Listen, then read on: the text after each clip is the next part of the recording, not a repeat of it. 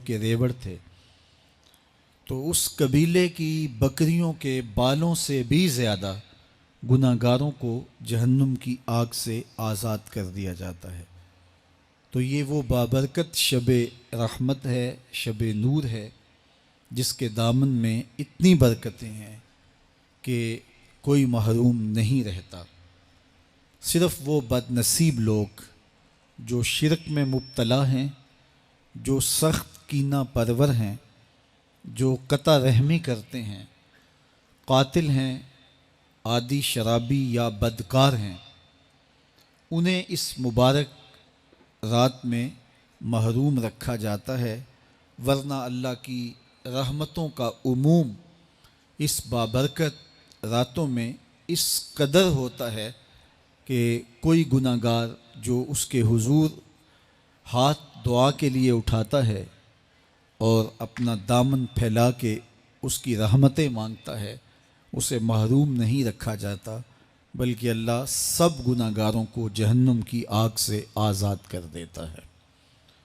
ایک روایت میں آتا ہے کہ اللہ لیلۃ النصف من شعبان کی 15ویں رات کو آسمان دنیا پہ اپنی رحمتوں سے جلوہ گر ہوتا ہے اور فرماتا ہے کوئی رزق مانگنے والا، میں اس کی جھولیاں بھر دوں، ہے کوئی مغفرت طلب کرنے والا، میں اس کے گناہ معاف کر دوں، ہے کوئی مجھ سے عافیت مانگنے والا، میں اس کو عافیتوں سے نواز دوں، ہے کوئی فلاں چیز مانگنے والا، ہے کوئی فلاں چیز مانگنے والا، اس کی رحمتیں آواز دیتی ہیں، اور یہ آواز غروب آفتاب سے لے کر کے طلوع فجر تک مسلسل بندوں کو دی جاتی ہے، اور بندے اس کے حضور اگر دست طلب دراز کریں، اپنی جھولی پھیلائیں، تو اللہ تعالیٰ ان کو ان کے مانگنے سے بھی زیادہ عطا فرماتا ہے۔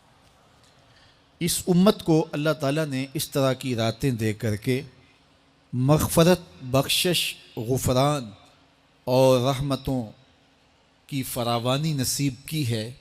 میرے حضور نے ارشاد فرمایا، ایک شخص صبح سے لے کے ظہر تک مزدوری کرتا ہے، اس کو ایک قیراط ملتا ہے۔ ایک ظہر سے لے کر عصر تک مزدوری کرتا ہے، اس کا وقت تھوڑا ہے لیکن اس کو بھی ایک قیراط ملتا ہے۔ اور تیسرا شخص عصر سے لے کر مغرب تک مزدوری کرتا ہے، اس کو 2 قیراط ملتے ہیں، جبکہ اس کا وقت دونوں سے کم ہے۔ فرمایا پہلی مثال یہود کی ہے، دوسری مثال نصارہ کی ہے، اور تیسری مثال میری امت کی ہے کہ اس کو تھوڑے عمل پر زیادہ ثواب دیا جاتا ہے۔ تو یہود اور نصارہ نے اس پہ برا منایا، تو حضور علیہ السلام نے فرمایا کہ اللہ نے ان کے اجر میں تو کمی نہیں کی، لیکن مسلمانوں کو زیادہ اجر دے دیا، تو یہ اس کی کرم نوازی ہے۔ تو یہ تھوڑے وقت کی عبادتیں اور چند راتوں کی بیداری اور مخصوص اوقات میں اللہ کے حضور عبادت و ریاضت ایک گناہ گار کو کہاں سے کہاں تک پہنچا دیتی ہے، اس کے گناہوں کی معافی کا ذریعہ بھی بنتی ہے اور درجات کی بلندی کا سبب بھی۔ دیکھیے لیلۃ القدر ایک رات 1000 مہینے کی عبادتوں سے بہتر قرار پاتی ہے۔ اسی طرح دیگر مواقع ہیں کہ اللہ تعالیٰ اس امت کے لیے رکھے ہیں، رحمت رب بہانہ می طلب، اور یوں بھی پڑھا گیا رحمت رب بہانہ می طلب۔ اس کی رحمتیں قیمت نہیں مانگتی اور اس کی رحمتیں بہانہ تلاش کرتی ہیں، تو وہ اپنے بندوں کو بخشنے پہ آمادہ ہے اگر وہ اپنا دامن طلب پھیلائیں۔ قرآن مجید میں ایک مقام دیکھیے کتنا دل آویز ہے، فرمایا ما یفعل اللہ بعذابکم، اللہ تمہیں عذاب دے کے کیا کرے گا؟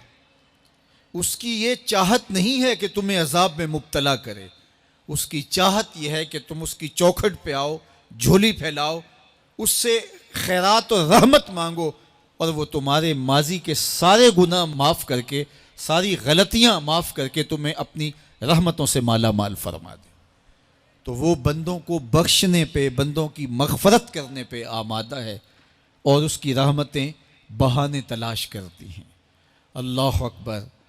اور دوسری جانب اس کے بندے، اس کے مملوک، اس کی مخلوق اور مخلوق کی گناہگار اور نیکوکار اس کی رحمتوں کے طالب ہوتے ہیں، بلکہ وہ گناہ کرنے کے بعد جب معافی مانگتے ہیں تو اللہ کو یہ معافی بہت پسند ہے۔ معافی مانگنا، اس کے حضور اپنے دامن کو پھیلانا، وہ اس کو بہت زیادہ محبوب ہے۔ انسان کی فطرت کے اندر گناہ رکھا گیا ہے۔ آگ، ہوا، مٹی، پانی، یہ ان چار چیزوں کا مرکب ہے۔ اس کے جو عناصر ہیں اس میں کبھی اعتدال قائم نہیں رہتا اور اس سے گناہ سرزد ہو جاتے ہیں۔ گناہ کرنے کے بعد بندے کا اس گناہ پہ اصرار کرنا، اڑ جانا، ضد کرنا، توبہ نہ کرنا، اللہ کو یہ پسند نہیں۔ لیکن اگر اس سے گناہ سرزد ہو جائے تو پھر وہ توبہ کر لے تو اللہ کو یہ بہت زیادہ پسند ہے۔ جو اس سے ہو سکے نیکی وہ اللہ کے حضور پیش کرے، لیکن اس کے اندر جو شر رکھی گئی ہے، اس کے اندر جو قوتیں گناہ کی رکھی گئی ہیں، اس سے اگر اس سے گناہ سرزد ہو جائے تو پھر وہ اللہ سے توبہ کرے، اللہ کی طرف رجوع کرے، تو اللہ اس کی توبہ کو نہ صرف قبول کرتا ہے بلکہ اس کے گناہوں کو معاف کرتا ہے اور گناہوں کو بدل کے نیکیوں میں تبدیل کر دیتا ہے۔ جب گناہ نیکیوں میں تبدیل ہو گئے تو جتنا بڑا گناہ گار تھا اتنا بڑا نیکوکار ہو گیا۔ حضرت سیدنا عمر رضی اللہ تعالیٰ عنہ بازار میں جا رہے تھے تو ایک شرابی نے ہاتھ میں بوتل پکڑی تھی شراب کی، تو حضرت عمر ہاتھ میں درہ رکھتے تھے اور آپ کا جاہ و جلال دیدنیت ہوتا، تو جو ہی حضرت عمر رضی اللہ تعالیٰ عنہ کو اس نے دیکھا تو ڈر گیا اور دل ہی دل میں کہا، اے اللہ آج عمر کے قہر سے بچا لے، میں تیری بارگاہ میں سچی توبہ کرتا ہوں، اور جلدی سے شراب کو بغل میں چھپا لیا۔ اتنے میں حضرت عمر سر پہ پہنچ گئے اور گرج کر کڑک کے کہا کہ یہ تیری بغل میں کیا ہے؟ چونکہ اس کو بوتل چھپاتے دیکھا تھا تو وہ ڈر گیا اور ڈرتے ڈرتے کہنے لگا، حضرت یہ سرکہ ہے۔ اب تھی تو شراب، لیکن ڈرتے ہوئے بولا، حضرت سرکہ ہے۔ تو حضرت عمر نے کہا، نکال۔ جب نکالا تو شراب نہیں تھی، واقعی سرکہ بن چکا تھا۔ تو جب اللہ کے حضور کوئی توبہ کرتا ہے، اللہ اس کے گناہوں کو بدل کے نیکیوں میں تبدیل کر دیتا ہے۔ حدیث پاک میں آتا ہے کہ قیامت کے دن اللہ ایک شخص کو کہے گا کہ اپنا نامہ اعمال پڑھ، تو وہ نامہ اعمال پڑھنے لگ جائے گا۔ تو نامہ اعمال کے اندر چھوٹے گناہ بھی ہوں گے، بڑے گناہ بھی ہوں گے، تو اللہ سے حیا کرتے ہوئے، شرم کرتے ہوئے وہ بڑے بڑے گناہوں کو چھوڑتا جائے گا اور چھوٹے چھوٹے گناہوں کو پڑھتا رہے گا۔ جب وہ سارے گناہ پڑھ چکے گا اور کتاب ختم ہوگی تو اللہ تعالیٰ اسے فرمائے گا، میرے بندے تو نے یہ جتنے گناہ پڑھے ہیں میں نے سب کو بدل کے نیکیوں میں تبدیل کر دیا۔ تو بندہ کہے گا، اللہ ابھی تو میرے بڑے بڑے گناہ رہتے ہیں جو میں نے پڑھے ہی نہیں۔ فَضَحِكَ النَّبِيُّ حَتَّى بَدَتْ أَنْيَابُهُ، حضور جب یہ بیان فرما رہے تھے تو حضور اتنا مسکرائے کہ صحابہ نے حضور کی داڑھیں دیکھ لی۔ تو پہلے وہ بڑے بڑے گناہ چھوڑے جا رہا تھا، لیکن جب اللہ فرمائے گا کہ میں تیرے گناہوں کو بدل کے نیکیوں میں تبدیل کر دیا، تو وہ کہے گا ابھی تو بڑے بڑے گناہ رہتے جو میں نے ابھی پڑھے ہی نہیں۔ تو جب کوئی بندہ اس کے حضور توبہ کرتا ہے، اللہ یہ نہیں دیکھتا اس نے گناہ کتنے کیے ہیں، یہ دیکھتا ہے بندہ آیا میری چوکھٹ پہ ہے تو اللہ اس کے پچھلے سارے گناہ معاف فرما دیتا ہے۔ اللہ اکبر۔ میرے اور آپ کے آقا و مولا نے اللہ کے حضور توبہ کرنے اور اس پر اللہ کی خوشی اور اللہ کی خوشنودی کا ذکر کرتے ہوئے ایک مثال بیان فرمائی کہ ایک شخص صحرا میں سفر کر رہا تھا، تو وہ ایک درخت کے نیچے دوپہر کاٹنے کے لیے، سستانے کے لیے رک گیا اور درخت کے ساتھ اپنے اونٹ کو باندھ دیا اور خود لیٹ گیا تاکہ دوپہر کاٹ لوں۔ تھوڑی دیر کے بعد جب اس کی آنکھ کھلی تو اس نے کیا دیکھا کہ اونٹ ماں ساز و سامان کے ساتھ غائب ہے۔ اب صحرا میں اونٹ کا گم ہو جانا گویا زندگی چلے جانے کے مترادف ہے۔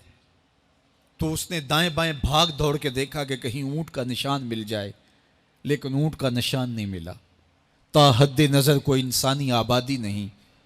وہ بھاگا اور تھک ہار کے دوبارہ اسی درخت کے نیچے بیٹھ گیا اور پیاس سے ہلکان ہوا جا رہا تھا، اور درخت کے ساتھ ٹیک لگا کے لیٹ گیا اور موت کا انتظار کرنے لگا۔ جن لوگوں نے صحرا کا سفر کیا ہے ان کو اس بات کا اندازہ ہوگا کہ کئی 100 میل تک انسانی آبادی ہی نہیں، اب نہ کچھ کھانے کے لیے بچا نہ کچھ پینے کے لیے بچا، اونٹ بھی غائب ہو گیا، توشا بھی ساتھ ہی چلا گیا، تو اب ظاہر ہے سیدھی موت ہی نظر آ رہی ہے۔ تو وہ اس درخت کے ساتھ ٹیک لگا کے بیٹھ جاتا ہے اور موت کا منتظر ہوتا ہے۔ تھوڑی دیر کے بعد پھر اس کی دوبارہ آنکھ لگ جاتی ہے۔ جب دوبارہ آنکھ لگتی ہے تو تھوڑی دیر بعد پھر آنکھ کھلتی ہے۔ جب دوبارہ آنکھ کھلتی ہے تو دیکھتا ہے کہ اونٹ جو گما تھا ماں ساز و سامان کے اس کے پاس کھڑا ہے۔ تو صحرا میں اس حالت میں اونٹ کا مل جانا زندگی مل جانے کے مترادف ہے۔ تو وہ اتنا خوش ہوا کہ خوشی کی انتہا نہ رہی، بلکہ مسرتوں کے ہجوم میں درک گیا اور کہنے کیا لگا، اللہم انت عبدی وانا ربک، اے اللہ تو میرا بندہ اور میں تیرا رب۔ کہنا تو یہ تھا کہ تو میرا رب اور میں تیرا بندہ، لیکن مسرتوں کا ہجوم ہی اتنا تھا، خوشیوں کا ہجوم ہی اتنا تھا کہ زبان پہ قابو نہ رہا۔ کسی کے آنے سے ایسے ہوش اڑے ساقی کے، شراب سیخ پہ ڈالی اور بوتل میں کباب۔ کہنا یہ تھا اللہم انت ربی وانا عبدک، لیکن اس قدر خوش ہوا جب بھی تیری قربت کے امکان نظر آئے ہم اتنے خوش ہوئے کہ پریشان نظر آئے۔ تو کہنا یہ تھا کہ اے اللہ تو میرا رب اور میں تیرا بندہ، لیکن خوشیوں کے ہجوم میں وہ کہتا ہے اللہم انت عبدی وانا ربک، اے اللہ تو میرا بندہ اور میں تیرا رب۔ حضور یہ بات بیان کرنے کے بعد صحابہ سے پوچھتے ہیں کہ ذرا بتاؤ اس بندے کو کتنی خوشی ہوئی کہ خوشی میں زبان بھی قابو نہ رہی اور اپنے آپ پہ کنٹرول نہ رہا، اور خوشیوں کے ہجوم میں اسے یہ بھی پتہ نہیں چل رہا کہ وہ کیا بول رہا ہے۔ تو صحابہ نے عرض کی حضور بہت زیادہ اسے خوشی ہوئی۔ تو میرے حضور نے یہ بات کرنے کے بعد ارشاد فرمایا، جس طرح اس کو گما ہوا اونٹ ملا اور اس کی خوشی کی انتہا نہ رہی، تو فرمایا جب کوئی شخص توبہ کرتا ہے اور اللہ کے حضور پلٹ کے آتا ہے، گناہوں سے معافی مانگ کے اس کی دہلیز پہ آتا ہے، میرے حضور نے فرمایا اللہ اس سے بھی زیادہ خوش ہوتا ہے کہ میرا بندہ میری چوکھٹ پہ آ گیا ہے۔ تو وہ یہ چاہتا نہیں کہ اپنے بندوں کو عذاب دوں، وہ خود آگ میں چھلانگے لگائیں تو اس کی مرضی، اگر گناہ سرزد بھی ہو گیا ہے تو کوئی بات نہیں، معافی مانگ لی جائے۔